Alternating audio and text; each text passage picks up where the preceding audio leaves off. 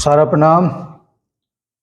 सारा इंडिया परिवार के मेरे प्यारे कर्तव्योगी साथियों और सहारा से जुड़े समस्त देश भर के सम्मानित जमाकर्ताओं का एक बार पुनः यथार्थ पर हार्दिक अभिनंदन, स्वागत है। दोस्तों, जब शरीर में कहीं कोई गहरा घाव हो और वो ठीक होने में वक्त लगा रहा हो तो हमको टेम्परेरी इलाज करने की बजाय किसी सर्जन, किसी स्पेशलिस्ट डॉक्टर के पास जाकर उसका जड़ से इलाज समाप्त करने का हम कोशिश करते हैं। ये एक छोटा सा सिद्धांत है और तब जाकर ही वह घाव जड़ से समाप्त होता है।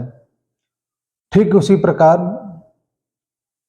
सहारा इंडिया परिवार का जो प्रॉब्लम है, जो समस्या है, वो भविष्य में कभी फिर से उजागर न हो, फिर से उभर के न आए, इसके लिए आवश्यक है कि जो समस्या इसके साथ में बहुत समय से चला आ रहा है उसको जड़ से समाप्त किया जाए और इसकी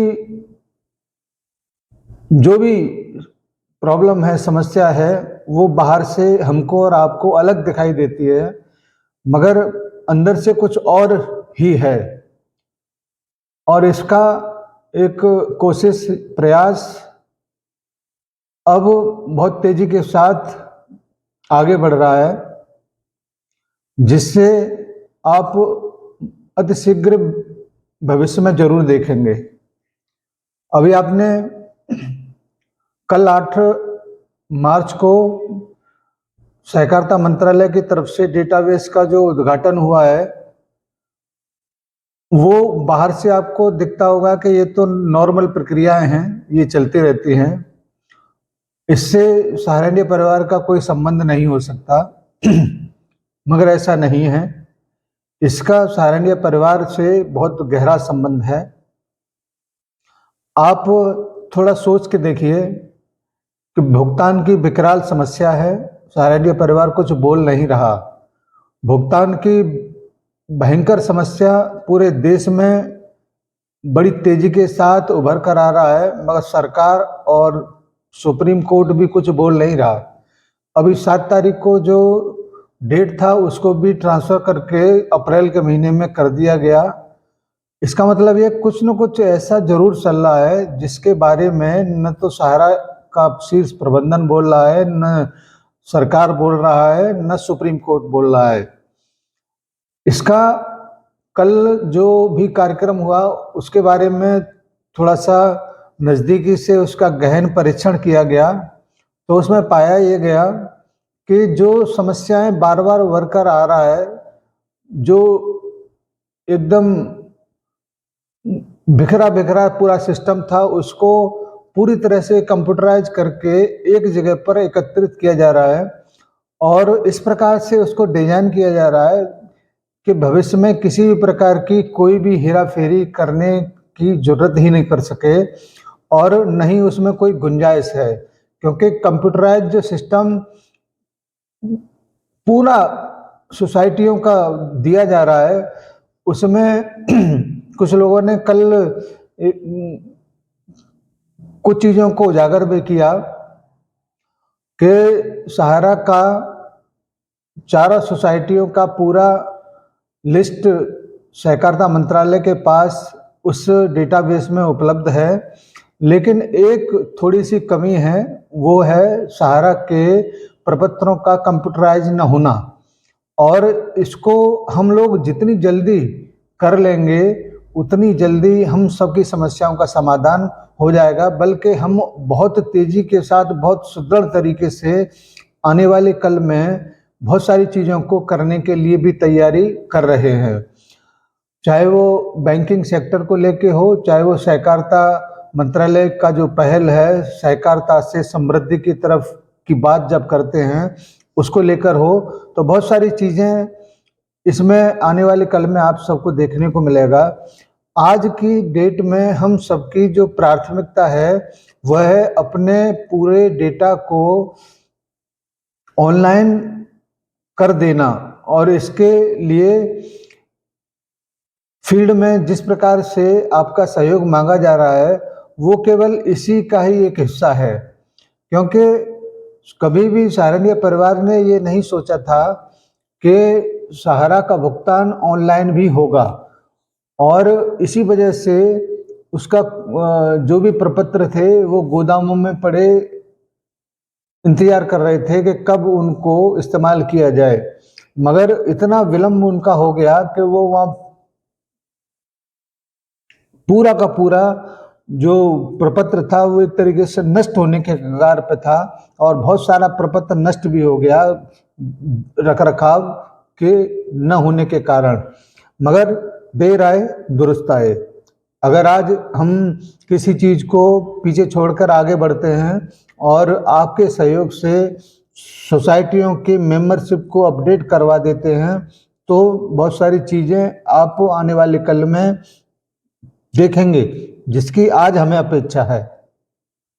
अगर हम जल्दीबाजी में कोई काम गलत कर देते हैं तो फिर आने वाले कल में समस्याएं दिक्कतें सामने होंगी। इसीलिए आप सभी कार्यकर्ताओं से और विशेषकर जमाकर्ताओं से मेरा विशेष आग्रह है कि आप सोसाइटी रिफंड, सारा रिफंड वाले में जो आपने सिग्नेचर किए हैं वो सिग्नेचर ही आप मेंबरशिप के फॉर्म पर जरूर करें, जिससे कि वो डेटा मैच हो जाए, सिग्नेचर मैच हो जाए। आपकी समस्याओं का समाधान भी इसी प्रकार से होगा। अब कल की जो मीटिंग हुआ है या कल का जो कार्यक्रम हुआ है सहकारिता मंत्रालय की तरफ से, उसकी कुछ झलकियां मैं आपके सामने रखना चाह रहा हूं। कृपया इन झलकियों को जरूर देखें। कार्यालय और राज्यों के आरसीएस कार्यालय का सुदृढ़ीकरण या उनके स्ट्रेंथनिंग के लिए जो कार्य किए गए हैं उनके ऊपर हैं। नेक्स्ट, यहाँ आप देख सकते हैं ये जिस समय हमारा बहुराज्यीय सहकारी सोसाइटी संशोधन अधिनियम 2023 पार्लियामेंट में माननीय मंत्री जी द्वारा रखा गया था और यह पास किया गया था, उसका ये एक फोटोग्राफ है। और एक बहुत बड़ा रिफॉर्म जो किया गया multi state cooperative societies act में, multi state cooperative society act 2002 में संशोधन किए गए हैं। करीब 50 संशोधन हुए हैं और ये सभी संशोधन बड़े ही महत्वपूर्ण हैं, जिसमें कि नेक्स्ट स्लाइड, यहाँ आप देख सकते हैं कि इसके द्वारा बहुराज्यीय सहकारी समितियों में या मल्टी स्टेट कोऑपरेटिव सोसाइटीज़ में ट्रांसपेरेंसी, उनके चुनावों में सुधार, उनके ईज़ ऑफ डूइंग बिजनेस, किस तरह से उनका day to day management better हो, उसमें सुधार हो, बोर्ड के कंपोजिशन में सुधार हो, बोर्ड ऑफ डायरेक्टर्स में रिजर्वेशन की बात हो महिलाओं के लिए, SC ST के लिए, ये सभी बड़े बड़े प्रावधान इसमें किए गए हैं। यह अधिनियम 3 अगस्त 2023 को लागू किया गया और इसके जितने भी संबंधित रूल्स हैं वो 4 अगस्त 2023 को नोटिफिकेशन उसका निकला था और अब ये अधिनियम यहाँ फोर्स में है। इसके तहत इसमें इस एक्ट में जो अमेंडमेंट किए गए हैं उसके इम्प्लीमेंटेशन के लिए भी कई सारी कार्रवाइयाँ मंत्रालय ने करी हैं। जो सहकारी चुनाव प्राधिकरण अब बना है, जो कि चुनाव करवाएगा सभी सहकारी समितियों के, उसके अध्यक्ष उपाध्यक्ष सदस्यों की नियुक्ति की प्रक्रिया प्रारंभ हो चुकी है। इसी प्रकार से cooperative education and training, cooperative education fund की जो फंड होता है उसकी समिति की बैठकें आयोजित की जा रही हैं। कोऑपरेटिव इंफॉर्मेशन ऑफिसर जो होता है सहकारी सूचना अधिकारी, उनकी भी नियुक्ति करने के लिए कार्रवाई की जा रही है। और जिस तरह से ऑडिटर्स, अब जो ऑडिट होगी वो ऑडिटर्स का एक पैनल के द्वारा होगी। इन पैनल के फॉर्मेशन के लिए भी आदेश यहाँ जारी किए जा चुके हैं। Next,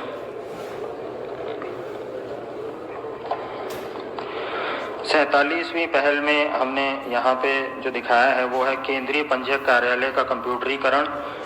central registrar of cooperative societies, जो कि पहले पूरी तरह से मैनुअल तरीके से कार्य करता था, उनके कार्यालय को कंप्यूटरीकृत किया गया है, उनके कार्यालय को डिजिटल बनाया गया है और अब जितनी भी मल्टी स्टेट कोऑपरेटिव सोसाइटीज़ हैं उनको सेंट्रल रजिस्ट्रार के साथ में जो भी कम्युनिकेशन करना है या उनको जो भी रिपोर्टें फाइल करनी हैं अथवा उनको नया रजिस्ट्रेशन करना हो, बायलॉज में अमेंडमेंट करना हो, ये सारी कार्रवाइयाँ अब ऑनलाइन पोर्टल के माध्यम से हो रही हैं।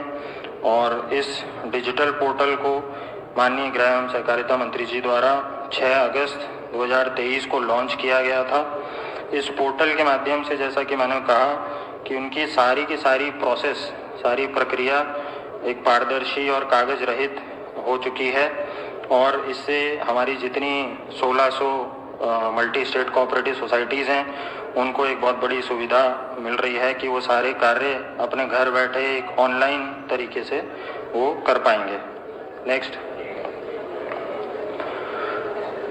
48वां जो पहल है वो थी सहारा समूह की सहकारी समितियों के निवेशकों को रिफंड। जैसा कि आप जानते हैं ये सहारा समूह की सहकारी समितियों में काफ़ी बड़ी मात्रा में लोगों के पैसे फंसे हुए थे और इसके समाधान के लिए सुप्रीम कोर्ट द्वारा एक आदेश के बाद माननीय मंत्री जी की अध्यक्षता में एक कार्यक्रम किया गया 18 जुलाई 2023 को। इसका भी एक ऑनलाइन पोर्टल बना के मंत्रालय द्वारा लॉन्च किया गया था और इसमें फिर अगेन एक रिफंड पोर्टल और फिर रीसबमिशन पोर्टल भी बना के मंत्रालय द्वारा लॉन्च किया गया है। अब तक यदि आप देखें तो करीब 270 करोड़ रुपए की राशि का भुगतान इन सहारा के पीड़ित लोगों को किया जा चुका है और ये प्रक्रिया जारी है। भविष्य में ये प्रक्रिया इसी प्रकार से चलती रहेगी। मैंने इसमें केवल सहारा से संबंधित ही कुछ चीज़ों को आपके सामने रखा है और उसमें आपने देखा होगा कि सहकारिता मंत्रालय की तरफ से जो सोसाइटियों के चुनाव की प्रक्रिया जो होने की बात कहा गया है उसका पहला सेशन लगभग हो चुका है, जिसमें सहारा की सोसाइटियों के चुनाव पिछले ही कुछ दिन पहले हुए हैं। जो सदस्य उसमें नियुक्त किए गए हैं वो जल्दी ही उन सोसाइटियों के बोर्ड ऑफ डायरेक्टर की नियुक्ति करेंगे और ये सब कुछ इस वजह से हो रहा है क्योंकि सहारा का जो 4 सोसाइटियां हैं वो पूरे देश में बहुत बड़े स्तर का है, उनको बाइंड अप नहीं किया जा सकता और इनको आगे चल के देश की 5 ट्रिलियन इकोनॉमी में बहुत बड़ी भूमिका निभानी है। इसीलिए इनको एक तरीके से दोबारा से रिसाइकल करके इनको तैयार किया जा रहा है और ये जब तैयार हो जाएंगी तो एक बहुत बड़ी भूमिका पूरे देश की समृद्धि में जरूर अपना रोल अदा करेंगी।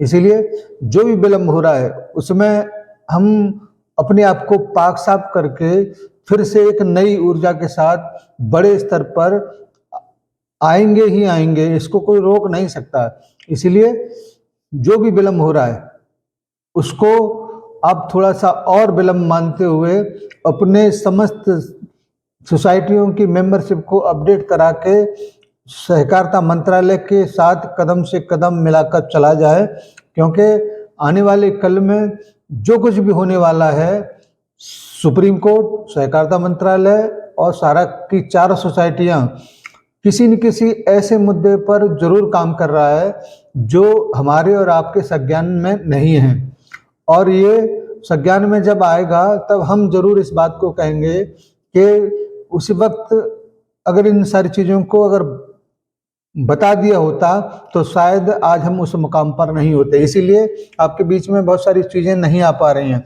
और जब आपके बीच में सब चीज़ें आएंगी तो पूरा का पूरा एकदम पाक साफ पानी की तरह साफ सारी बातें हो जाएंगी। तो आज की जो विशेष अपडेट था कि कल 8 मार्च को सहकारिता मंत्रालय के द्वारा एक कार्यक्रम दिल्ली में आयोजित किया गया था। उसमें कुछ चीज़ें आपके मतलब की थी, सहारा से संबंधित थी, सहकारिता मंत्रालय की तरफ से सोसाइटियों से संबंधित थी। उन सारी चीज़ों में कुछ काम की चीज़ें मैंने आपके सामने रखा।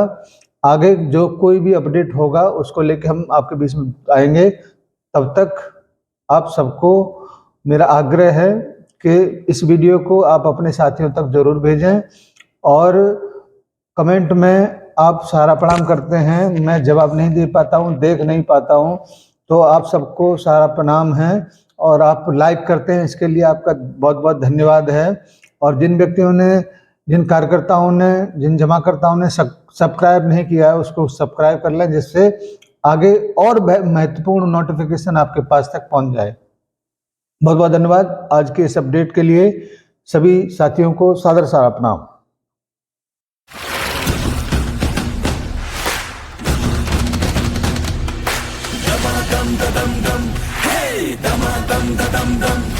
मेहनत का कहना मान ले, रुकने का ना तू नाम ले।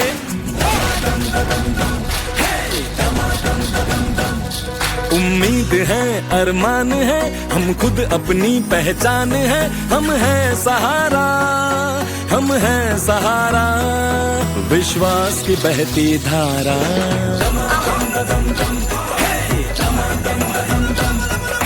कस ले हम जो मुट्ठी कस ले, किस्मत अपनी हम खुद लिख ले।